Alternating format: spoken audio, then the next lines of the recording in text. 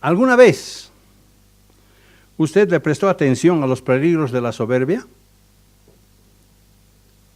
¿Se da cuenta cómo la soberbia puede afectar su vida? Los soberbios generalmente tienen por costumbre decir que no precisan la ayuda de nadie para justificarse ante los demás, porque piensan que se valen solos. Estos personajes rebeldes suelen presentar sus causas como algo recto y como algo justo ante sus propios ojos. Y en su soberbia, la naturaleza humana se muestra como la campeona de los oprimidos, una heroína de las víctimas de injusticias reales e imaginarias. Por supuesto que en la Biblia encontramos varios ejemplos de personajes que tuvieron un comportamiento altivo, lo cual nos sirve de modelo para no caer en el mismo error. Veamos lo que dicen algunas escrituras al respecto. Salmos 138, versículo 6. Salmos 138, versículo 6. Dice, Salmo 138, 6. Porque el Eterno es excelso y atiende al humilde, mas al altivo, es decir, al soberbio, mira de lejos. También el profeta Isaías nos habla en relación a la soberbia y a la humildad, de acuerdo a su escrito que se encuentra en Isaías 57, versículo 15. Isaías 57, versículo 15. ¿Qué dice Isaías? Este pasaje lo vamos a repetir un poquito más tarde en la explicación que les vamos a hacer después de los refrigerios. Isaías 57, versículo 15, dice, porque así dijo el alto y sublime, el que habita la eternidad, y cuyo nombre es el Santo. Yo habito en la altura y la santidad, y con el quebrantado y humilde de espíritu, para hacer vivir el espíritu de los humildes y para vivificar el corazón de los quebrantados. Aquí vemos que el altivo y el soberbio no forman parte del plan de Dios. Vemos entonces que la humildad es un pequeño requisito indispensable para abrir las puertas del corazón y ser hacedores de la palabra de Dios. Y mientras que el soberbio vive en medio de tinieblas, en cambio el humilde vive en un camino de luz para alcanzar las promesas de libertad y santidad. Salmos capítulo 25 y versículos 8 al 9. Salmos capítulo 25 y versículos 8 al 9. Escrituras básicas que realmente nos hacen entender a enfrentar la soberbia. Salmos 25, versículos 8 al 9, dice, bueno y recto es el Eterno, por tanto, Él enseñará a los pecadores el camino, encaminará a los humildes por el juicio y enseñará a los mansos su carrera. Aquí también vemos que los altivos no están incluidos. Proverbios, capítulo 15, versículos 32 y 33. Proverbios capítulo 15 y versículos 32 y 33. Dice, el que tiene en poco la disciplina, menosprecia su alma. Fíjense, el que tiene en poco su disciplina, menosprecia su alma. Es decir, el altivo que no acepta correcciones, está menospreciando su futuro. Eso es lo que está diciendo esta escritura. Mas el que escucha la corrección tiene entendimiento. Si hemos cometido un error, debemos aceptar de ser corregidos. No nos debemos poner mal, sino al contrario, decir, bueno, a partir de ahora voy a entender mejor esto y voy a dejar de cometer este error. Versículo 33, el temor del Eterno es enseñanza de sabiduría. ¿Cómo somos sabios? Cuando aceptamos todas las cosas que Dios nos dice, cuando aceptamos su camino, cuando aceptamos la corrección entonces aceptamos la enseñanza de sabiduría. Y a la honra precede la humildad. O sea, si Dios nos va a dar honra, quiere decir que nosotros hemos aprendido el camino de la humildad. Es decir, Dios rechaza la soberbia de los hombres, por eso la soberbia y la humildad están opuestas entre sí. La soberbia y la humildad están opuestas entre sí. Dios ama la humildad, pero desprecia la soberbia. Pero ¿cómo podemos definir la soberbia? ¿Qué es finalmente la soberbia? La soberbia la podemos definir a través de palabras que hemos seleccionado para que poder entender cuál es su contexto, cuál es su definición. Soberbia es, decimos, voy a ir despacio para que puedan tomar nota. Soberbia es altivez, inmodestia, presunción, orgullo, altanería, arrogancia, vanidad, engreimiento, impertinencia, jactancia,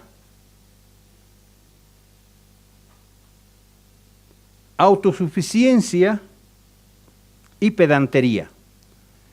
Eso es lo que define exactamente al soberbio. Cada una de estas palabras lo califican, lo definen. El soberbio encaja en esta estructura gramatical.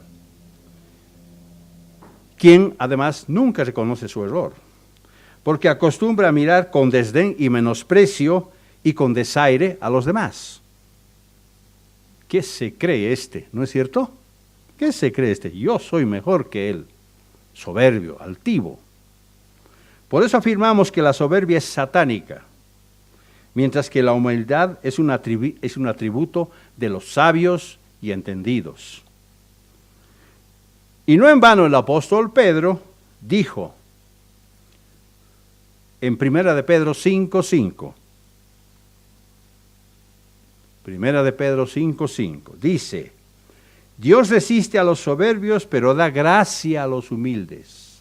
Dios resiste a los soberbios, pero da gracia a los humildes. Y también el libro de Proverbios agrega en Proverbios 22, versículo 4, Proverbios 22, versículo 4, lo siguiente. Proverbios 22, versículo 4, dice: riquezas, honra y vida son la remuneración de la humildad. Es el premio, la recompensa, y del temor del Eterno. Riquezas, honra y vida en el futuro son la remuneración de la humildad y del temor del Eterno. El humilde pone toda su confianza en Dios, mientras que el soberbio solamente confía en sí mismo. Eso también nos muestra que el soberbio es un autojusto, que es precisamente una de sus cualidades. Salmos capítulo 40, versículo 4. Salmos capítulo 40, versículo 4. Dice, fíjense lo que dice: bienaventurado el hombre que puso en el Eterno su confianza y no mira a los soberbios ni a los que se desvían tras la mentira. ¿Se fijaron? O sea, el soberbio va en una dirección contraria al humilde, contraria a la persona que confía en Dios. Y nosotros confiamos en Dios, no nos guiamos por los soberbios, que siempre están tras la mentira. David, conforme al corazón de Dios, clamaba para que Dios lo proteja de la soberbia. Fíjense, él mismo se cuidaba de la soberbia. Le pedía a Dios que por favor lo libre de esto, porque todos podemos caer en este error. Él dijo, en Salmos capítulo 19 y versículo 13. Salmos 19, versículo 13. Dice: Fíjese lo que le dice David a Dios. Preserva también a tu siervo de las soberbias, que no se enseñoreen de mí, entonces seré íntegro y estaré limpio de gran rebelión. ¿Se fijaron cómo David también clamaba a Dios para que lo libre de este atributo maligno que es la soberbia? Por eso David también añadió, el Eterno conoce los pensamientos de los hombres, que son vanidad. Salmos 94:11. De esa manera, el rebelde siempre camina por la senda equivocada, aunque él lo ignora completamente. No se da cuenta que está yendo por la senda equivocada. Él piensa que está yendo por el camino correcto. Así de engañoso es este problema. El engañoso orgullo del soberbio lo convence de que él no se ha rebelado contra Dios y por tanto, según su propia opinión, piensa que siempre actúa con equidad. No, a mí Dios siempre me protege, a mí Dios siempre me está mostrando las cosas. Pero no deja de ser soberbio, no deja de ser altivo. Las fuerzas oscuras de nuestro tiempo están firmemente arraigadas en el pensamiento de la sociedad que nos rodea. Así es. Y a veces hasta golpean al pueblo de Dios, claro. La Biblia dice que esta sociedad de los tiempos del fin predominarían tres tipos de personalidad.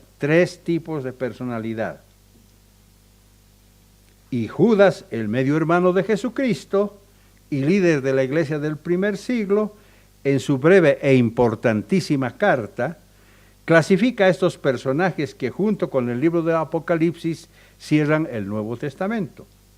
Veamos cómo Judas, el medio hermano de Jesús, nos advierte contra estos burladores. Judas, capítulo 1, solamente hay un solo capítulo allá, versículos 17 al 18. Judas 1, 17 al 18. Judas tuvo que estar muy inspirado por Dios para escribir esto. Judas 1, versículos 17 al 18. Dice Judas: pero vosotros, amados, tened memoria de las palabras que antes fueron dichas por los apóstoles de nuestro Señor Jesucristo. Los que os decían, en el postrer tiempo habrán burladores que andarán según sus malvados deseos.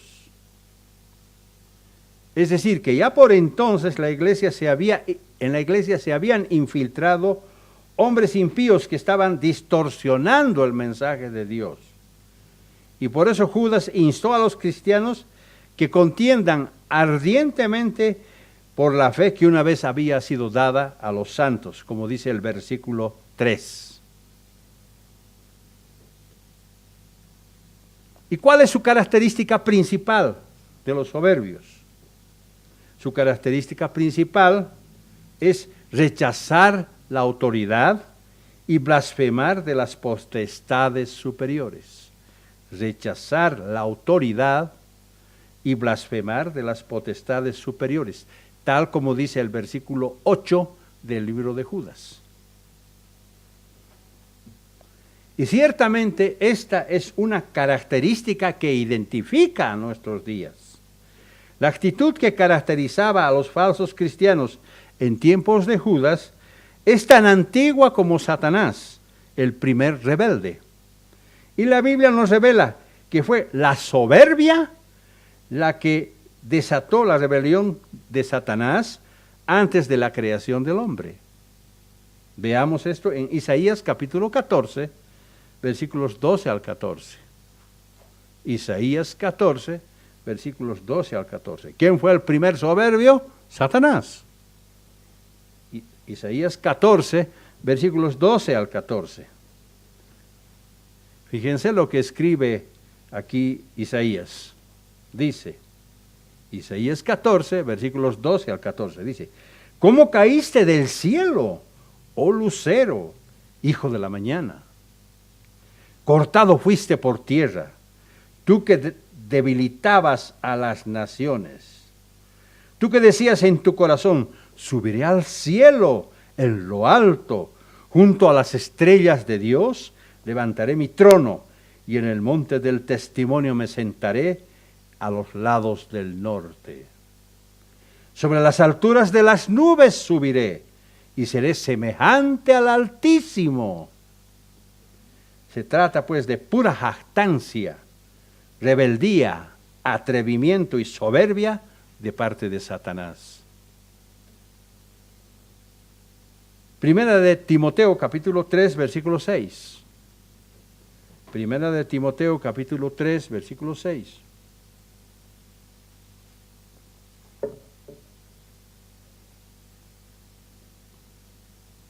Hablando del cuidado que debemos tener, dice, Primera de Timoteo 3:6, no un neófito, no sea que envaneciéndose caiga en la condenación del diablo. No sea que que mostrando su altivez, su orgullo, su autoestima, su autosuficiencia, dice, caiga en la condenación del diablo. Por tanto, estamos en condiciones de afirmar que el pecado original fue la soberbia. Ese fue el primer pecado que se cometió, mucho antes de que el ser humano fuese creado, porque el ser humano entonces no existía. Y sabemos que antes del quebrantamiento es la soberbia, y antes de la caída, la altivez de espíritu, como nos dice Proverbios 16 y versículo 18. Antes del quebrantamiento es la soberbia y antes de la caída la altivez del espíritu. Es decir, insidiosamente Satanás ha llenado de la mente de cada ser humano con esta actitud peligrosa. Quienes dicen estar libres de la soberbia es cuando más bien están enceguecidos por ella. Es curioso esto, es increíble. Yo no soy soberbio, dice, pero lo es. Así de engañosa es la soberbia. De hecho, la Biblia nos advierte constantemente contra las reservas de carnalidad y rebeldía que podríamos tener escondido tal vez en lo más profundo de nuestro ser, y que bajo ciertas presiones que podríamos sufrir, podrían salir a flote en el momento en que menos lo pensemos. Debemos tener cuidado y debemos aprender a controlarnos. Por eso el profeta Jeremías sintió que nunca podría entender sus verdaderas motivaciones. Él escribió en Jeremías 17:9 lo siguiente. Jeremías 17:9. Dice, Jeremías 17:9. Engañoso es el corazón más que todas las cosas y perverso. ¿Quién lo conocerá? La palabra hebrea para engañoso significa estar lleno de recovecos. Lleno de recovecos. Ese es el significado de engañoso. De modo que hoy millones de personas creen saber lo que hay en su corazón. Creen que conocen muy bien y piensan que se sienten aislados y protegidos de las tormentas de la vida, al menos hasta que llega algún desastre. Y por increíble que parezca, toda nuestra época ha sido terriblemente engañada, como dice la Biblia en Apocalipsis capítulo 12 y 9. El mundo está totalmente engañado. Y así es. Los resultados nos lo muestran. Las prescripciones psicológicas ofrecen el egoísmo como virtud y por eso recetan siempre la manipulación, la ambición y aún la intimidación como maneras de abrirse paso en medio de las dificultades de la vida. No van por el camino correcto, manipulan, son ambiciosos e intimidan.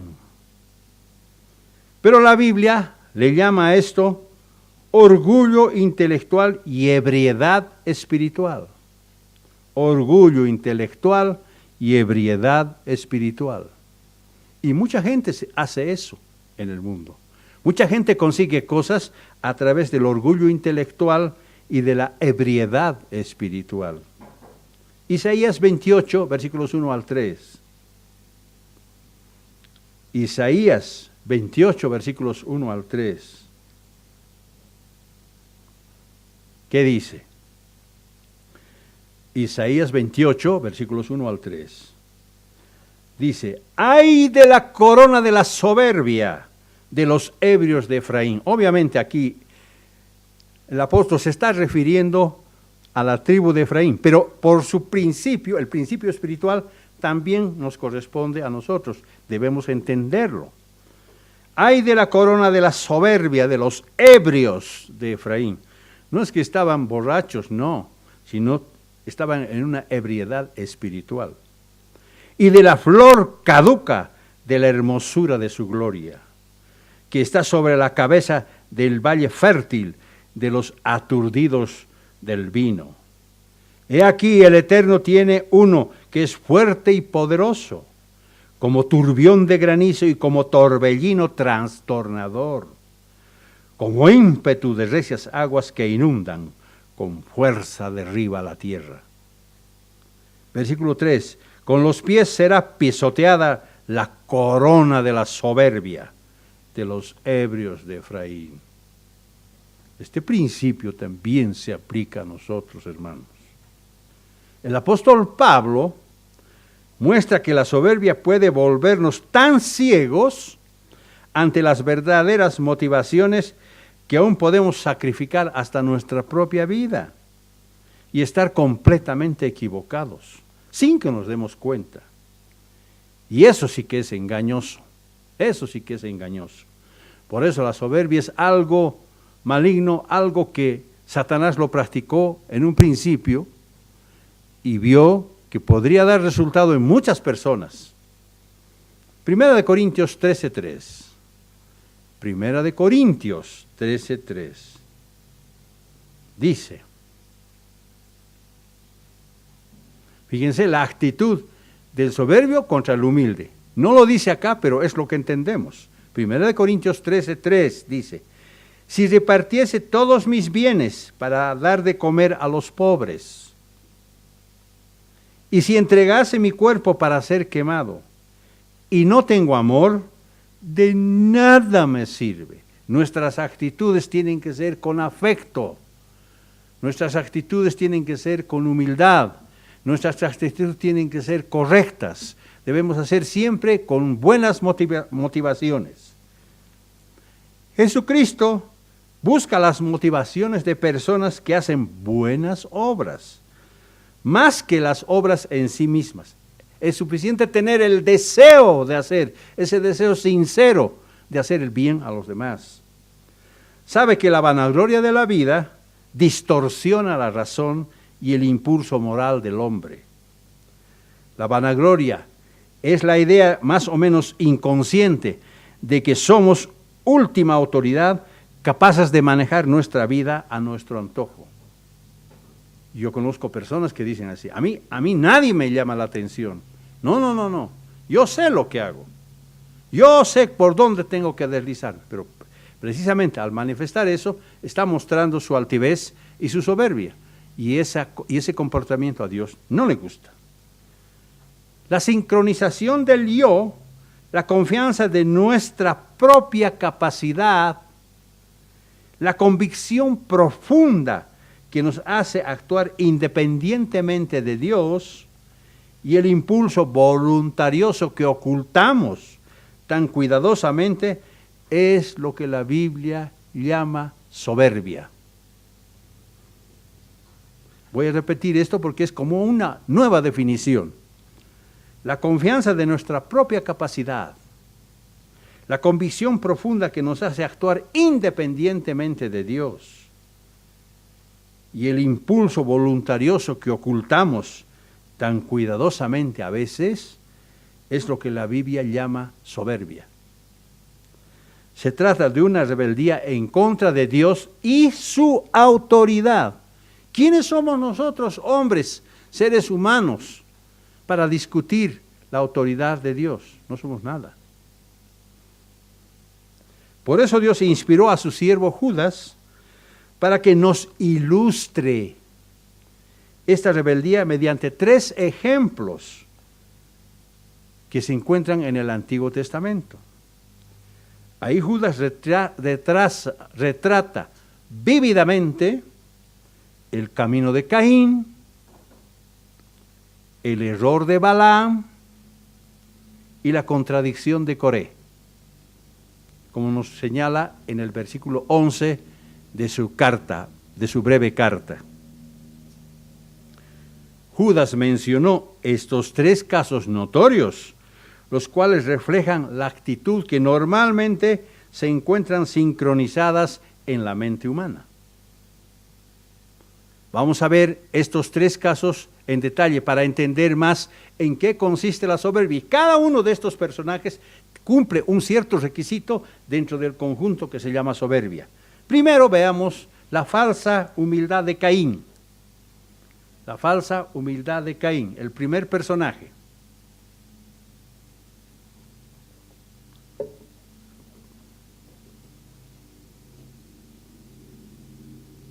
Fíjense la actitud de Caín. Caín, como asesino de su hermano Abel, fue el primer homicida de la historia de la humanidad, como nos dice Génesis 4:8. Habiendo tan pocos hombres en la tierra, mal podía aprovechar uno de los principales recursos de la soberbia. ¿Y cuál fue ese recurso? Culpar a otro. Culpar a otro. Y Caín culpó a Dios. Cuando Dios habló a Caín, la primera reacción de Caín en un tono acusatorio fue: ¿acaso yo soy guarda de mi hermano? ¿Acaso yo tengo que cuidarlo? ¿Dónde está?, le decía Dios. Yo no sé. Estas palabras traducen una actitud hostil. Y al igual que sus padres Adán y Eva, ¿se acuerdan de Adán y Eva? No, yo no tengo la culpa. Fue Satanás el que me tentó. Y tú, Adán, no, yo tampoco tengo la culpa. Fue Eva. ¿Ves? Todos tratando de eludir su responsabilidad. Caín quiso evadir la corrección. Eso es tan natural en la mente carnal como respirar lo es para los pulmones. El orgullo de Caín lo impulsó por el oscuro pasillo de la autojustificación y la hostilidad en contra de la autoridad, donde la verdad de nosotros y de nuestra vida puede desaparecer de pronto de nuestra mente. Por eso el soberbio difícilmente vive en paz, difícilmente, porque siempre está luchando internamente. Isaías capítulo 59 y versículo 8. Isaías 59 y versículo 8.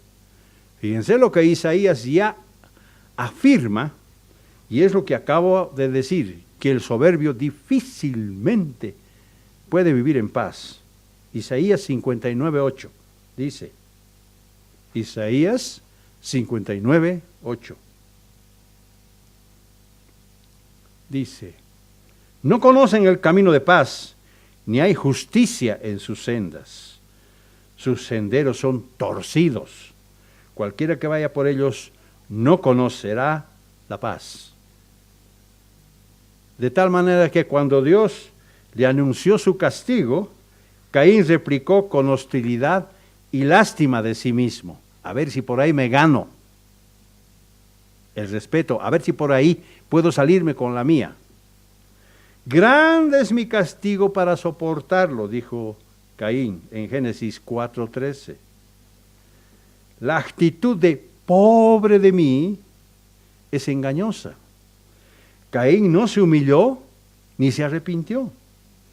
Tampoco mostró su pesar con deseo de enmienda.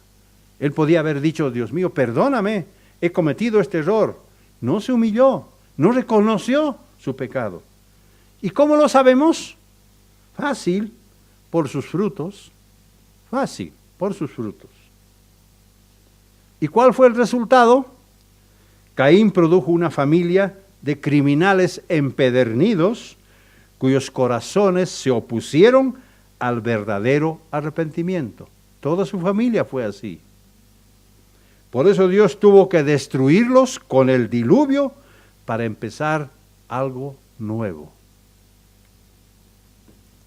¿Será que alguna vez nosotros en el pasado hemos actuado como Caín?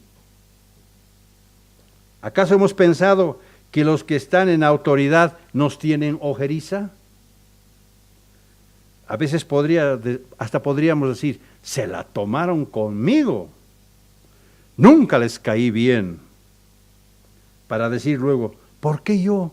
¿Qué he hecho esta vez? ¿Por qué estoy en problemas otra vez? Debemos tener pues mucho cuidado de no pensar así, porque la autocompasión es el camino de Caín. Porque el corazón se endurece como piedra ante la corrección misericordiosa de Dios. Judas predijo que en los tiempos del fin la gente no aceptaría la corrección, sino que se ocultaría detrás del velo de la autoconmiseración y del lamento. Y todo esto producto de su soberbia. A mí nomás me hacen todo, yo nomás tengo que soportar todo. ¿No es cierto? Ese es el primer ejemplo de soberbia. Segundo ejemplo, Balaam, el permisivo. Balaam, el permisivo. Estamos analizando actitudes que denotan la soberbia a través de tres personajes diferentes que nos señaló Judas, el medio hermano de Jesús. Balaam, el permisivo. Balaam, sacerdote pagano y profeta de la antigua Mesopotamia, disfrutaba de su reputación personal, la cual siempre quería mantener. No, yo no me puedo contaminar, yo tengo que mantener mi reputación personal. Cuando Balac, rey de Moab, lo tentó con una buena suma para que maldijera a la nación de Israel, Balaam sintió que se le hacía agua a la boca. Pero él sabía que no podía ir más allá de lo que el verdadero Dios se lo iba a permitir, como nos dice el versículo 18 de Judas.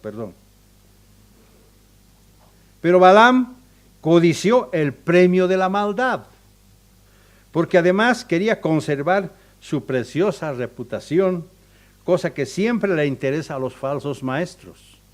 No hay humildad ahí. En la narrativa, a veces irónica y humorística, del libro de Números, se nos muestra que en el fondo Balaam estaba dispuesto a transigir. Pretendía ir lo más lejos posible por el camino errado sin tratar de incurrir en la ira de Dios. A ver si me puedo salir con la mía, a ver si puedo hacer lo que Balac me ha dicho que haga. Pero siempre que Dios me lo permita, entonces, ¿cómo puedo hacer esto? La palabra de Dios fue clara. No vayas con los moabitas y no maldigas a Israel. Números 22:12. No vayas con los moabitas y no maldigas a Israel. Imagínense cómo Dios iba a permitir que a su nación, que la estaba sacando de la esclavitud un tiempo antes, todavía iba a permitir que un sacerdote pagano maldijera por el hecho de que recibió de un rey mucho dinero. Pero eso no satisfizo a Balaam. Su codicia de fama y riqueza era arrolladora. Mientras conservaba una fachada de obediencia, era pura fachada nomás, su intención era lograr que Dios cambiara de parecer. A ver si puedo lograr que Dios cambie de parecer. ¿Para qué? Para recibir más dinero. Su respuesta a los moabitas fue todo un ejercicio de autojusticia. El Eterno ha rehusado dejar que yo vaya con vosotros, dijo en el versículo 13. Pero su soberbio corazón deseaba que Dios lo dejara ir. No, yo quiero que Dios me deje ir, yo quiero ir. Su deseo era que Dios fuera un poco más permisivo como él. Ojalá Dios fuera permisivo como yo. Y cuando lo tentaron con un honorario más alto, Balaam volvió donde Dios, por si acaso él hubiese cambiado de opinión. Ojalá que cambie de opinión, ya voy a tener más dinero. Versículo 18. Pero Balaam respondió y dijo a los servidores de Balac: aunque Balac me diera su casa llena de plata y de oro, yo no podría transgredir el mandato del Eterno mi Dios para hacer cosa alguna, pequeña ni grande. Versículo 19. Ahora, por favor, permaneced también vosotros aquí esta noche, y sabré qué más me dice el Eterno. El comportamiento de Balaam nos enseña que podemos aprender a juzgar con ecuanimidad nuestros talentos, reconociendo lo insignificante que somos. Mientras que la actitud de Balaam era: ¿hasta dónde puedo llegar? Entonces Dios le dio a Balaam cuerda suficiente para que se ahorcara al dejarlo ir con los moabitas. Dijo: bueno, ¿quieres ir? Anda, pero vas a ver lo que te va a pasar ahora. Eso fue lo que le dijo. Números capítulo 23, versículo 11. La actitud de Balaam, nunca nosotros debemos tener esa actitud. Segundo ejemplo de soberbia. Números capítulo 23, versículo 11, dice: entonces Balac dijo a Balaam: ¿qué me has hecho? Te he tomado para que maldigas a mis enemigos, y aquí tú los has colmado de bendiciones. ¿Qué te pasa, Balaam? Yo te he dado mucho dinero y tú haces otra cosa.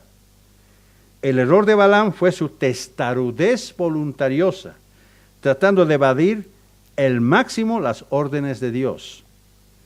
Balaam quería saber hasta qué punto podía llegar a tiempo que procuraba apaciguar y ganarse el favor de la autoridad de Dios. Quería ver hasta dónde podía meterse por el recoveco. Ninguno de nosotros, por supuesto, podría imitar la terquedad de Balaam. Y debido a su testaruda y engañosa soberbia, Balaam pagó con su vida, tal como Dios le había ordenado a Moisés. Números capítulo 31, versículos 7 al 8. Números 31, versículos 7 al 8. Fíjense lo que dice. Aquí Dios le dio un poco antes una orden, una instrucción a Moisés. Y dice: hicieron la guerra contra Madián, como el Eterno había mandado a Moisés, y mataron a todos los varones. Entre los muertos mataron a los reyes de Madián: Ebil, Requem, Sur, Ur y Reba. 5 reyes de Madián. Y también mataron a espada a Balaam, hijo de Beor. Ahí está. O sea, la terquedad de Balaam la pagó caro cuando murió a espada. Balaam nunca supo que uno no puede ganarse ningún favor de parte de Dios tratando de que él pueda transigir su soberana voluntad. No podemos nosotros hacer eso. Nadie debe actuar de manera soberbia y testaruda como lo hizo Balaam. Ese es el segundo ejemplo. Vayamos al tercer ejemplo. Coré, el campeón de los de abajo.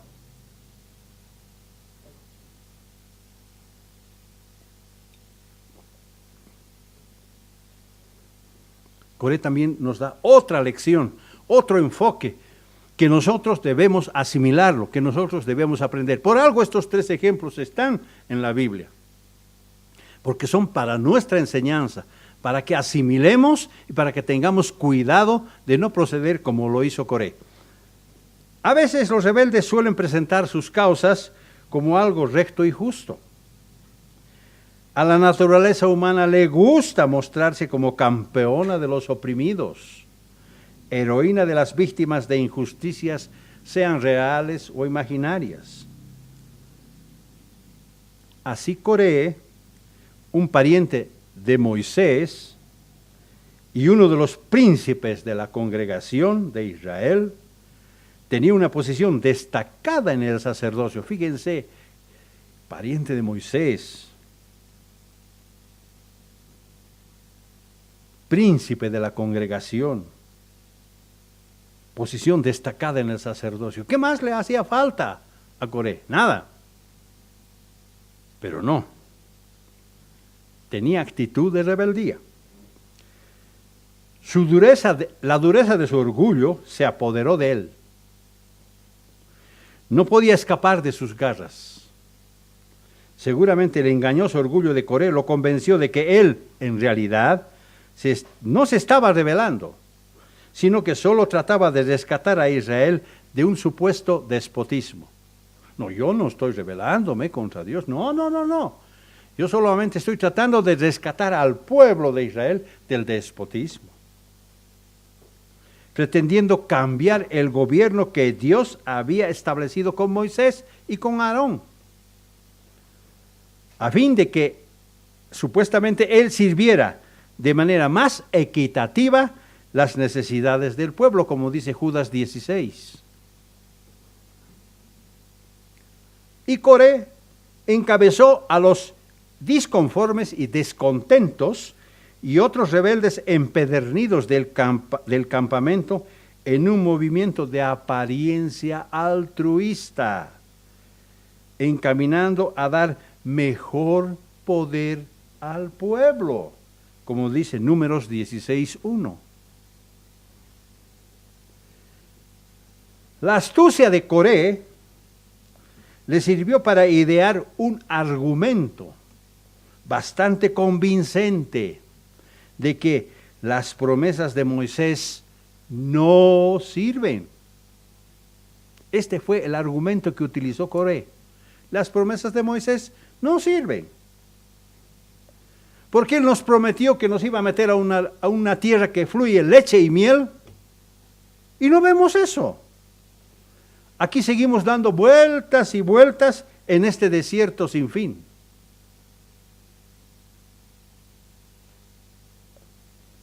Y hasta cierto punto esto era cierto, porque la nación permanecía en el desierto, pero no por culpa de Moisés, claro, sino debido a su propia rebeldía y falta de fe de Israel. Israel no tenía fe. Israel era rebelde. Volvámonos a Egipto otra vez. ¿Qué estamos haciendo acá? Esa fue la parte que Coré y sus conspiradores omitieron. No dijeron eso, solamente dijeron una verdad a medias. Solo presentaron una versión parcializada. ¿Y cuál es la moraleja? Aunque haya algo de verdad en lo que se afirme, un rebelde no por eso es menos rebelde. El ataque contra Moisés y Aarón fue directo y descarado. Lo atacó de frente. Primero fue preparando el terreno, fue uniéndose con personas y luego, una vez que estuvo listo, salió al ataque. Números capítulo 16, versículo 3. Números capítulo 16 y versículo 3. Qué astuto fue Coré. Números 16, 3 dice: ellos se juntaron contra Moisés y contra Aarón y les dijeron: basta ya de vosotros. Basta Moisés, basta Aarón. ¿Qué están haciendo ustedes con nosotros? Se le enfrentaron. Porque toda la congregación, todos ellos son santos, y el Eterno está en medio de ellos. ¿Por qué pues os enaltecéis vosotros sobre la asamblea del Eterno? O sea, trató de justificar, trató de mostrar las cosas que Dios había determinado con Israel, para luego decir que estaban ellos abusando del pueblo. ¿Por qué razón? Porque él quería ser el líder, pues. Él quería hacerse el líder. Pese a que Dios había puesto por líder a Moisés y Aarón. Entonces, ¿qué hizo Moisés? Moisés se postró de rodillas con humildad, temeroso de que Dios borrara del mapa a estos atrevidos y arrogantes, junto con toda la nación en un abrir y cerrar de ojos, como dice el versículo 4. Y Moisés tenía mucha razón. Versículo 32 ahora. Versículo 32.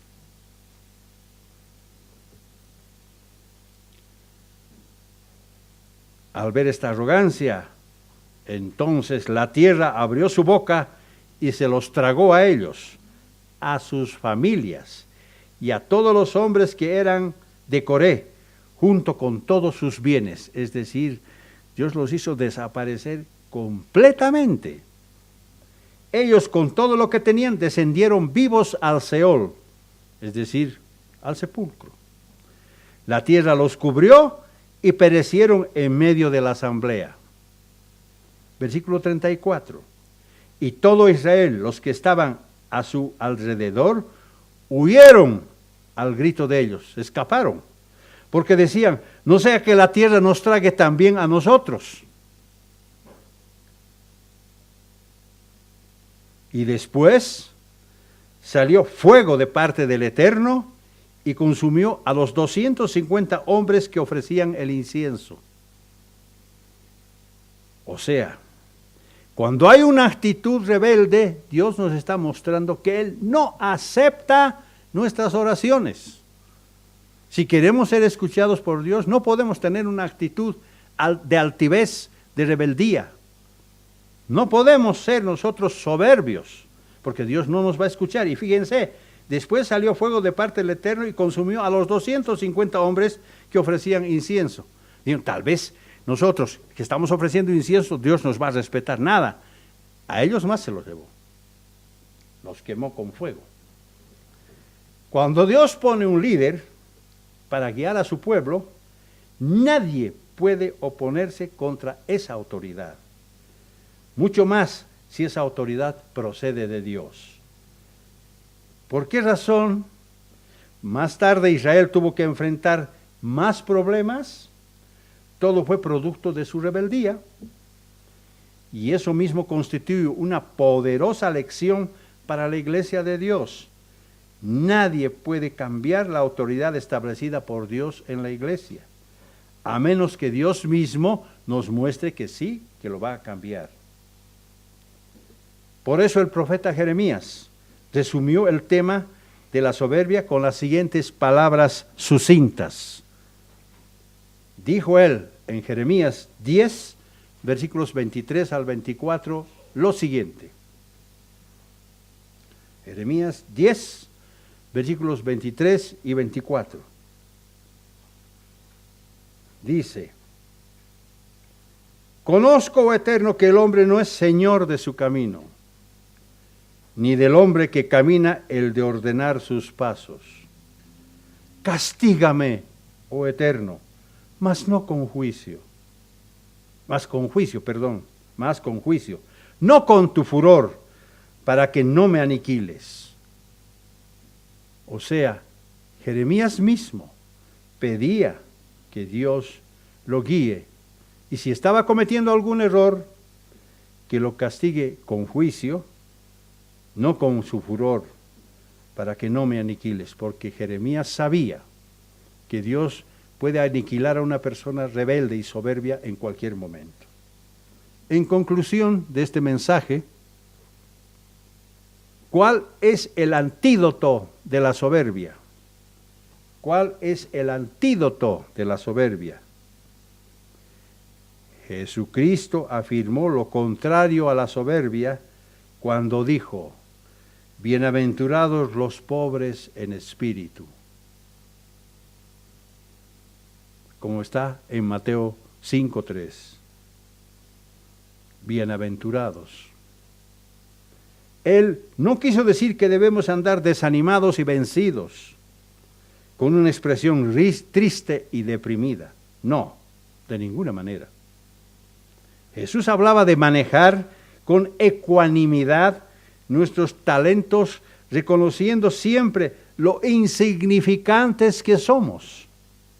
Eso es humildad. Ese es el antídoto de la soberbia. Pero ¿cómo podemos nosotros desarrollar la actitud de humildad? Bueno, 4 principios les voy a dar. Primer principio para desarrollar la actitud de humildad. Primer principio, orando con frecuencia y ayunando como Dios nos enseñó, como Jesús nos enseñó. Orando con frecuencia y ayunando como nos enseñó Jesús. Esto se encuentra en Mateo capítulo 6, versículos 5 y 16. Esa es la primera forma de cómo podemos desarrollar una actitud de humildad. Tal como hace un momento leímos lo que Jeremías le decía a Dios. Castígame, oh Eterno, si es que estoy haciendo algo mal. Segundo principio, estudiando el poder de Dios revelado en la creación. A veces nosotros no entendemos, no vemos lo que Dios ha hecho en su creación. Es importante que nosotros lo hagamos, como dice Salmos 8, versículos 3 y 4. Salmos 8, versículos 3 y 4. Léanlo ustedes y van a ver que así es. Tercer principio. Aprendiéndonos a medir con la vara de humildad que nos mostró Jesucristo. Aprendiéndonos a medir con la vara de humildad que nos mostró Jesucristo. Tal como nos dice Hebreos 3:1. Tenemos que seguir el ejemplo de Jesucristo para no caer en la altivez, en la altanería, en el orgullo y en la soberbia. Cuarto y último principio. Meditando y analizando la necedad y la tragedia humana apartada de Dios.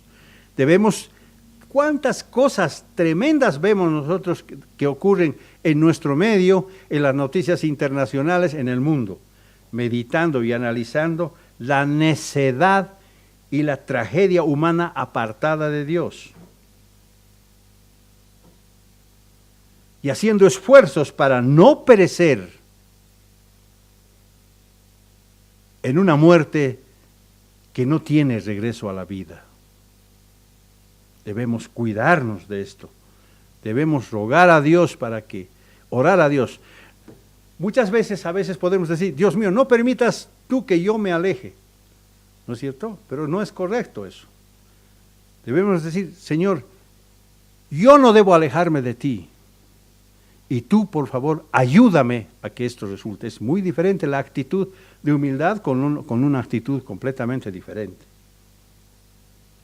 Y si perseveramos de esa manera, de hecho vamos a ser más que vencedores por medio de aquel que nos amó desde un principio, como nos dice Romanos 8:37.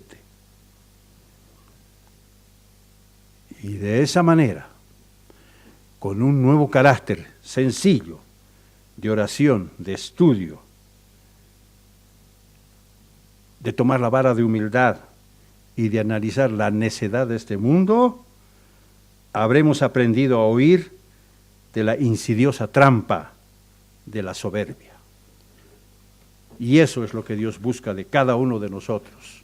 Aprendamos estas lecciones para nuestro propio bien.